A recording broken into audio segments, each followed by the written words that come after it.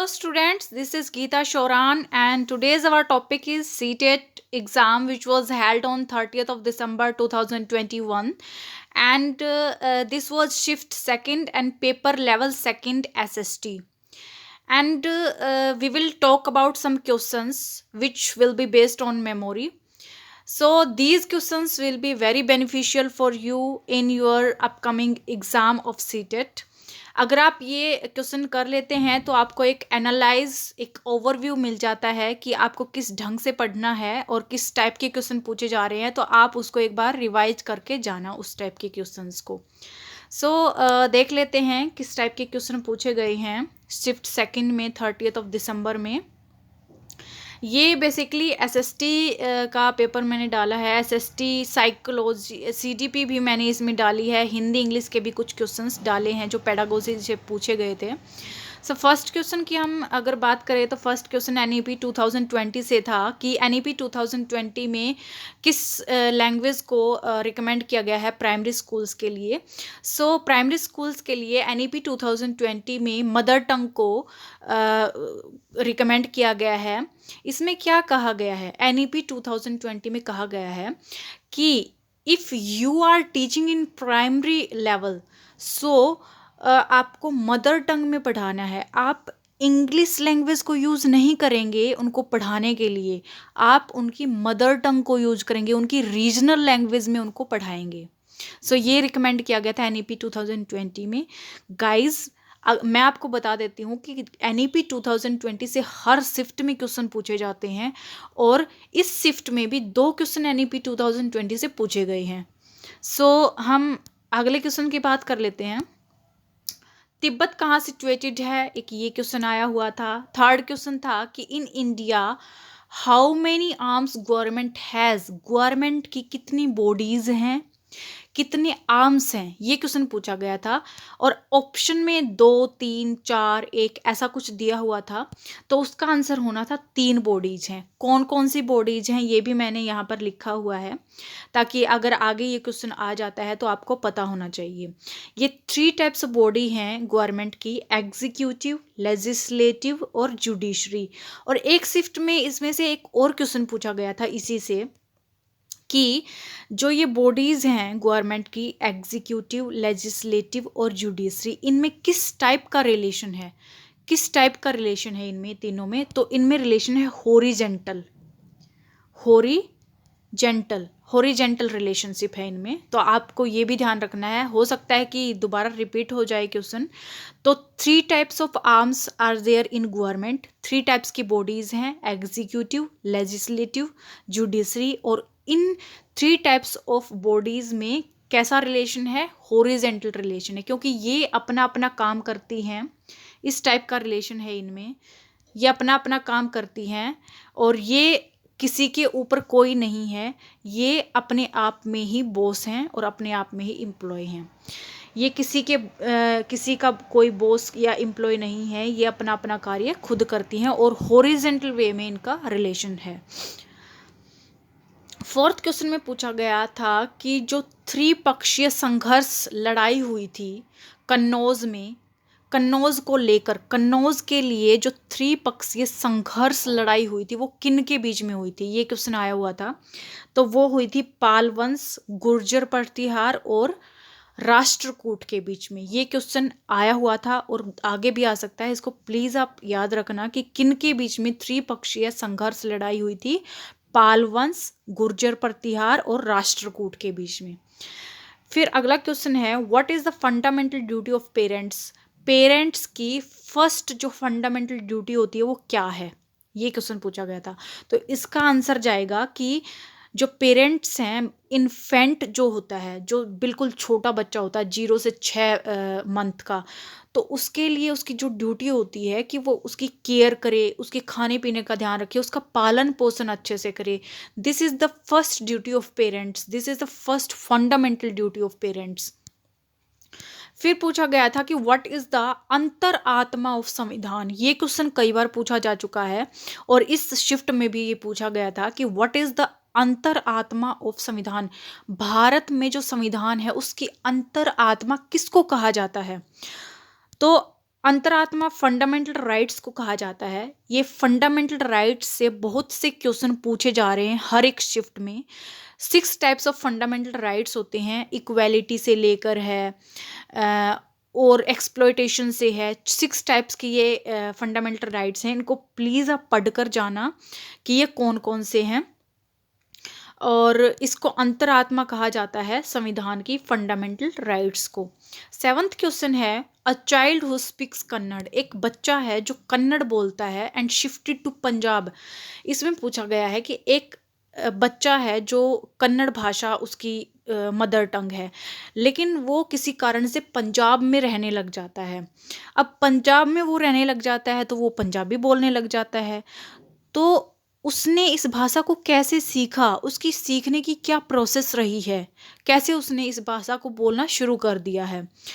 तो इसकी इस प्रोसेस को हम कहेंगे लैंग्वेज एक्विजिशन। ऑप्शन में क्या लिखा था, ऑप्शन में और भी ऑप्शन दिए गए थे इसके साथ, language learning,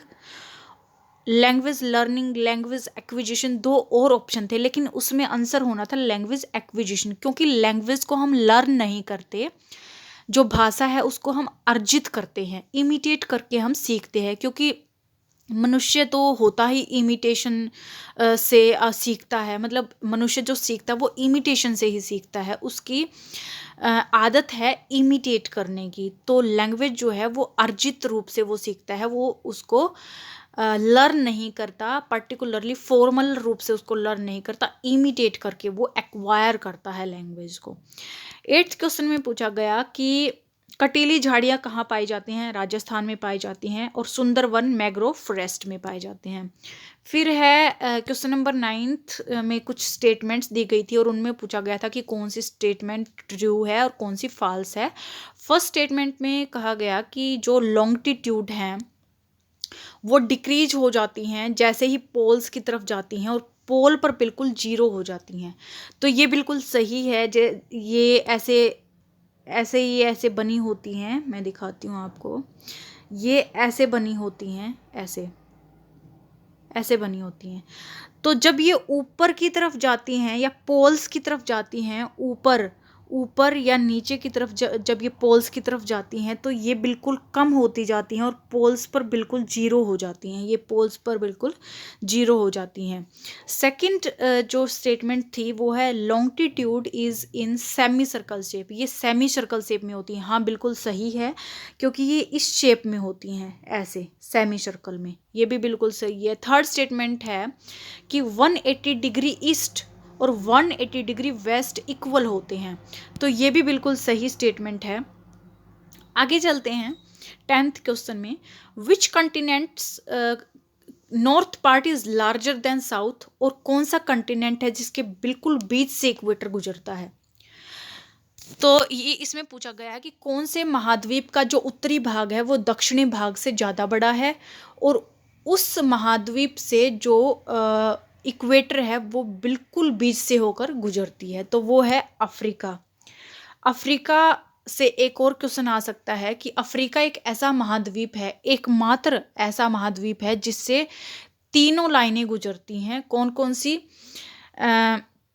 tropic of cancer, tropic of capricorn और इक्वेटर, ये 3 लाइनें अफ्रीका से क्रॉस करती हैं। और अगर क्वेश्चन आ जाए कि इंडिया से कौन सी लाइन क्रॉस करती है, तो वो है ट्रॉपिक ऑफ कैंसर। कैंसर जो है वो इंडिया से होकर गुजरती है, और अफ्रीका से tropic of cancer, tropic of capricorn और इक्वेटर तीनों ही गुजरती हैं। तो ये भी आप प्लीज़ ध्यान रखना, हो सकता है ये भी पूछ लिया जाए। फिर एक क्वेश्चन था बौद्ध धर्म से रिलेटेड कि बौद्ध धर्म के अगेंस्ट कौन था। मुझे ऑप्शन ध्यान नहीं है, लेकिन ऐसा ही एक क्वेश्चन आया था कि बौद्ध धर्म के अगेंस्ट कौन था। उनमें ऑप्शन दिए गए थे कुछ, उनमें से बताना था कि इनके अगेंस्ट कौन था, कि बौद्ध धर्म किसको पसंद नहीं था। फिर है क्वेश्चन नंबर 12th में है कि what is the difference between पियाजे एंड कोहलबर्ग्स थ्योरी। ये सीडीपी से लिया गया है। पियाजे और कोहलबर्ग की थ्योरी में क्या डिफरेंस है बेसिकली, तो इनमें डिफरेंस है लैंग्वेज का और थिंकिंग का। ये क्वेश्चन बार बार रिपीट हो रहा है, रीट में भी, एचटेट में भी और सीटेट में भी अभी देखने को मिला है सेकंड शिफ्ट में, कि इनकी जो थ्योरीज है उनके बीच क्या डिफरेंस है। तो लैंग्वेज और थिंकिंग का इनके बीच में डिफरेंस है। If a teacher want to teach about newly implemented law, how should she teach?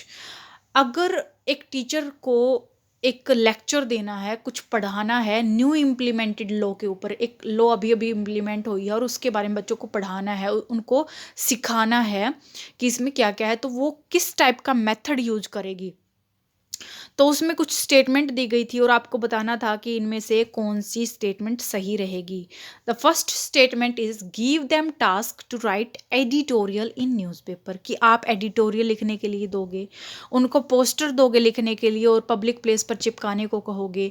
जो लॉ मेकर्स हैं उनसे वो मिलेंगे और उनसे वो रिपोर्ट बनाएंगे कि किस टाइप की लॉ उन्होंने बनाई है और क्या क्या इसमें डाला गया है। ये स्टेटमेंट उसमें दी गई थी। फिर है 14th क्वेश्चन। स्टेटमेंट वाले क्वेश्चन गाइस ज़्यादा पूछे जा रहे हैं, तो आप इसका भी प्लीज़ ध्यान रखना। असर्शन रीजनिंग और ये स्टेटमेंट वाले क्वेश्चन ज़्यादा पूछे जा रहे हैं। तो बात कर लेते हैं क्वेश्चन नंबर 14 की। इसमें पूछा गया, दो स्टेटमेंट इसमें दी गई और इसमें पूछा गया कि क्या दोनों स्टेटमेंट सही हैं या फिर दोनों ही गलत हैं या फिर दोनों में से एक सही है। एक सही है तो कौन सी सही है, इस टाइप के क्वेश्चन पूछे गए थे। तो इसमें जो फर्स्ट है कि जो अर्थ है उसका टेम्परेचर सूर्य के प्रकाश से, सूर्य की पावर से बढ़ता है। दूसरी स्टेटमेंट थी कि टेम्परेचर सूर्य के प्रकाश से नहीं बढ़ता, पृथ्वी का जो टेम्परेचर है वो खुद ही बढ़ाती है, अंदर से ही बढ़ता है पृथ्वी के उसका टेम्परेचर। तो इनमें से आपको बताना था कि कौन सा सही है और कौन सा गलत है। फिर है 15th में रोलेट एक्ट के बारे में पूछा गया था और रोलेट एक्ट के बारे में पूछा गया और 3 स्टेटमेंट इसके लिए दी गई थी और आपको बताना था कि कौन सी स्टेटमेंट रोलेट एक्ट के लिए सही है और कौन सी गलत है।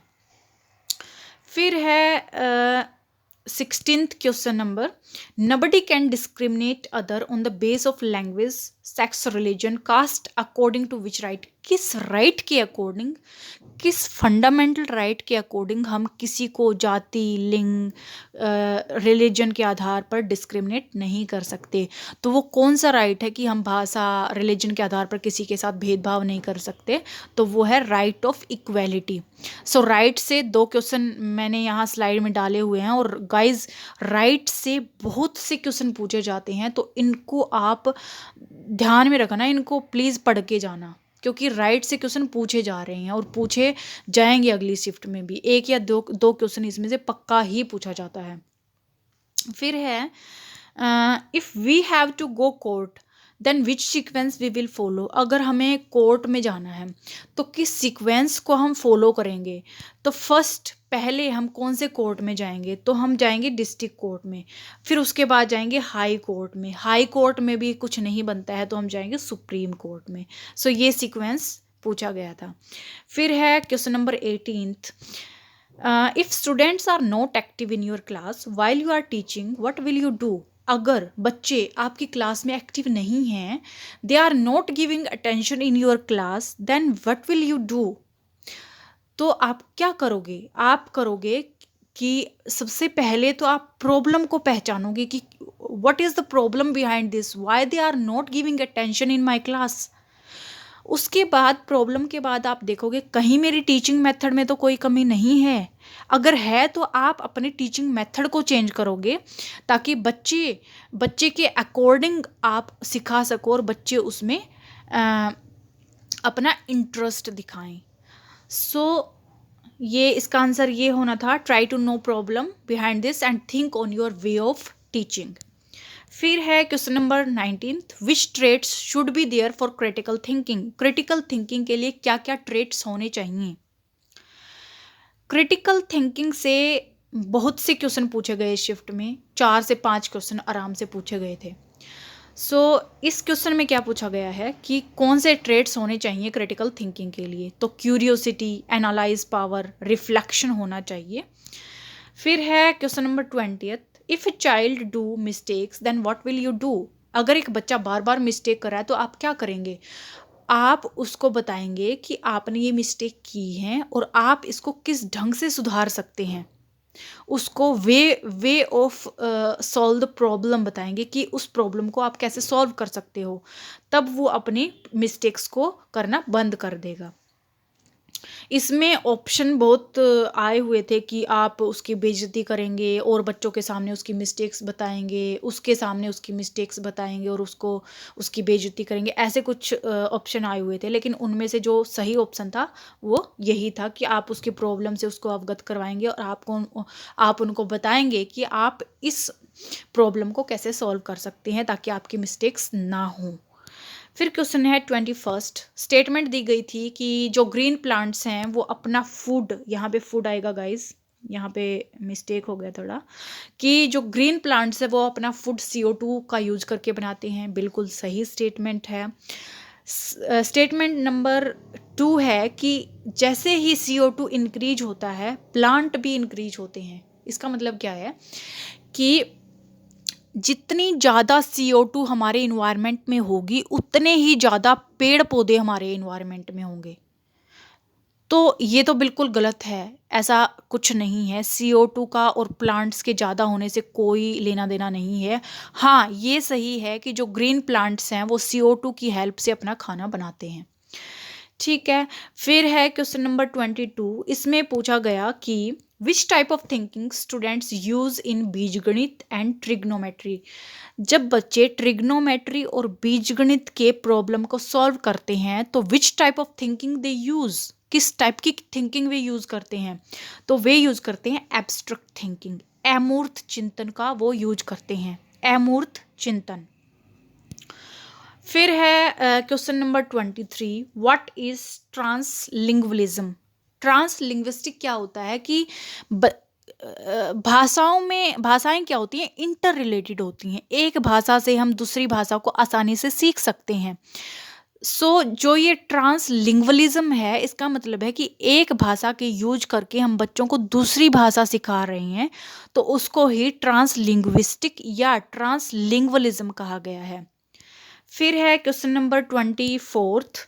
ये इंग्लिश का क्वेश्चन है और ये जो क्वेश्चन है वो पैराग्राफ से पूछा गया था। पैराग्राफ में एक लैब्रिनिथ और ओ वर्ड थे, तो उनका मीनिंग पूछा गया था कि इस पैराग्राफ के अकॉर्डिंग लैब्रिनिथ का क्या मतलब है और आ का क्या मतलब है। फिर है हिंदी से आया था एक क्वेश्चन कि व्हाट इज अपोजिट ऑफ ज्ञात। ज्ञात का अपोजिट क्या है, ज्ञात का विलोम शब्द क्या है, तो ये है अज्ञात। फिर सच का विलोम शब्द क्या है, तो सच का विलोम शब्द होता है झूठ।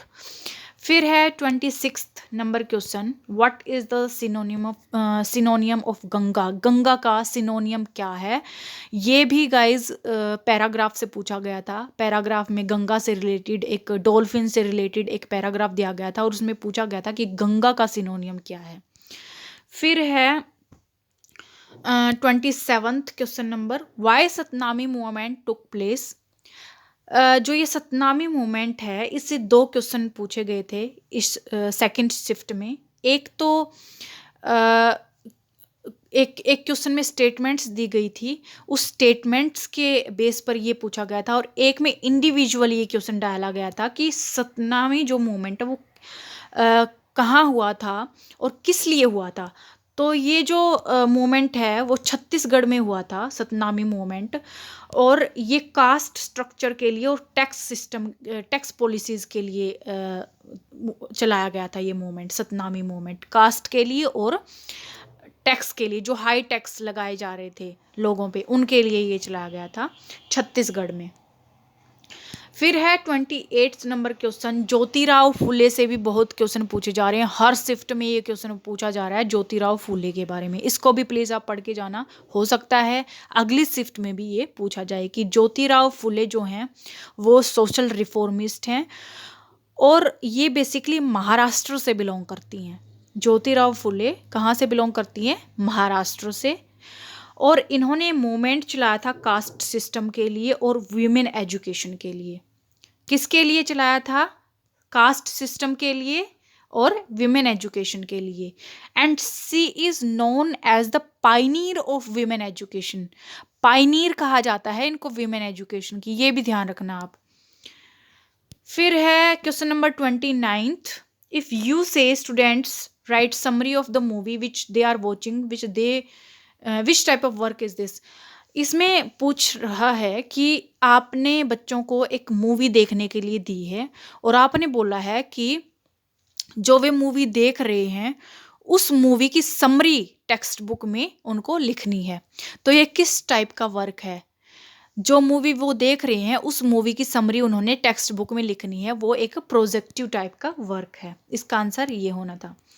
विच type of environment will you create for critical thinking? Critical thinking से देखो 2 क्वेश्चन तो मैंने स्लाइड में डाले ही हैं और क्रिटिकल थिंकिंग से 4-5 क्वेश्चन पूछे गए थे।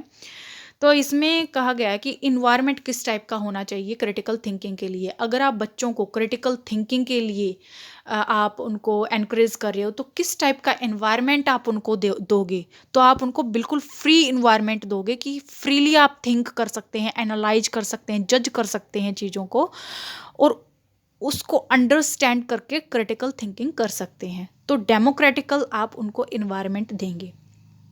फिर है 31st क्वेश्चन कि in which language Ramcharitmanas written by Tulsidas? Tulsidas ने रामचरितमानस लिखी। ये भी आ सकता है क्वेश्चन आगे कि रामचरितमानस किसने लिखी, तो ये आंसर हो जाएगा तुलसीदास ने। इसमें पूछा गया था कि रामचरितमानस जो तुलसीदास ने लिखी है वो कौन सी लैंग्वेज में लिखी है, तो वो लिखी है अवधी लैंग्वेज में। सो मैंने ये 31 क्वेश्चन डाले हैं, इनमें से कोई भी क्वेश्चन रिपीट हो सकता है और ये जो टॉपिक आपको थोड़ा सा ओवरव्यू मिल गया है किन किन टॉपिक्स से क्वेश्चन पूछे जा रहे हैं, तो आप उनको प्लीज़ ध्यान रखना और prepare well for your exam. you will definitely crack this exam. Okay, so thank you for today's class.